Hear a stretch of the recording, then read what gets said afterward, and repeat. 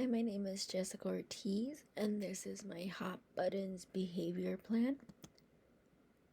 Starting off with my Code of Ethics and Commitment Statement, I use the Code of Ethical Conduct and Statement of Commitment for the Education of Young Children as a guide and resource.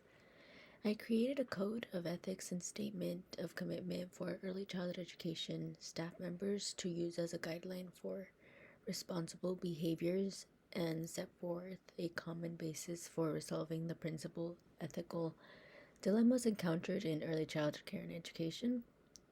The focus of our commitment as educators is daily practice with children and their families in programs for children from birth through 8 years of age.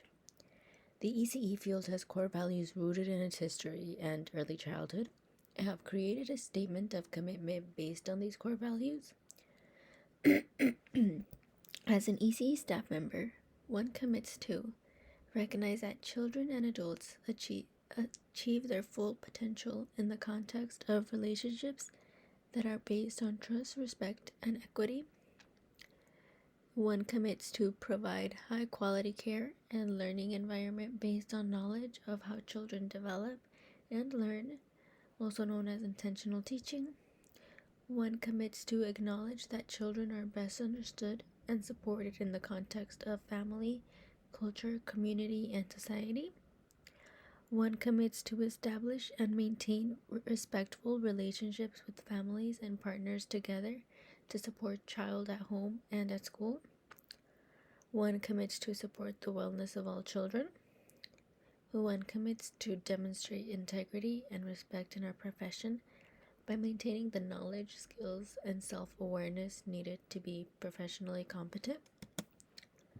And this is my reflection on my hot buttons. The 3 behaviors that push my buttons are teasing, avoiding tasks, hitting or kicking.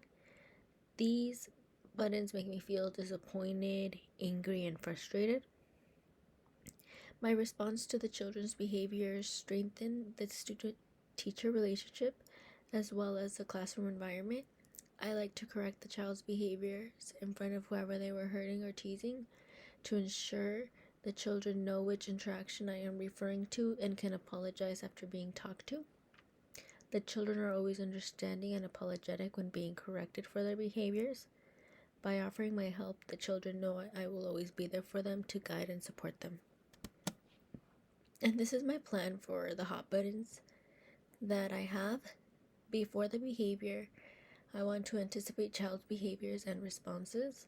I can ask myself, can I make changes in the environment to support the child and decrease the challenging behaviors? During the behavior, I can remain calm and patient while buttons are being pushed. Take deep breaths and count me to 10. Using positive self-talk and affirmation can also help boost one's feeling about the situation. And if necessary, ask a colleague for coverage to get a break to continue deep breathing and meditate.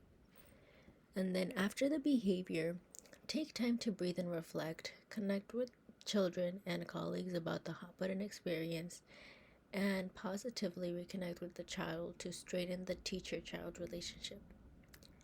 I believe my plan aligns accordingly with the Code of Ethics and Child Rights. The Code of Ethics emphasizes the core values of safety, high-quality care and learning, and communication between educators and families, all which are supported before, during, and after a hot button is pushed using this plan.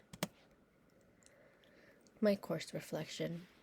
Throughout this course, I have learned a variety of methods and teaching tips to ensure I am providing high-quality care and learning. Conducting child, parent, and teacher interviews demonstrated the importance of communication and how much families influence a child's behavior and learning. I am grateful that I have gathered resources to help me understand the acting out cycle, as well as prevention strategies for troubling behaviors children may demonstrate. Learning about why children act the way they do has helped me be more patient and accepting in the classroom.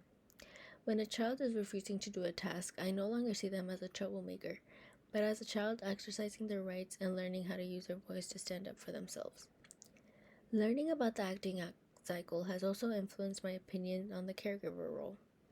Caregivers take on the role of counselors and need to learn to balance self-care while helping a child overcome a troubling behavior or event. And my response to troublemakers for myself and educators. Throughout the course, I have been given resources to help my understanding of children's troubling behaviors and possible influencing factors. I am grateful that I have gathered resources to clarify the acting out cycle, as well as prevention strategies for troubling behaviors children may demonstrate. Learning about why children act the way they do has helped me be more patient and accepting.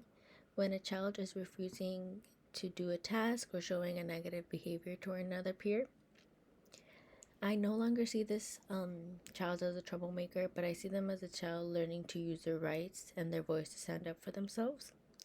Children can have emotions bottled up and be going through stressful situations which can negatively impact their behaviors. When children avoid a task and go against authority, children are learning to use their own opinions and be leaders. Educators should recognize children's efforts in being leaders and wanting to speak up.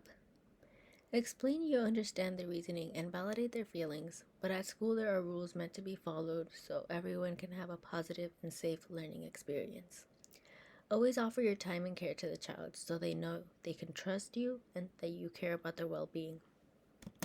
Thank you.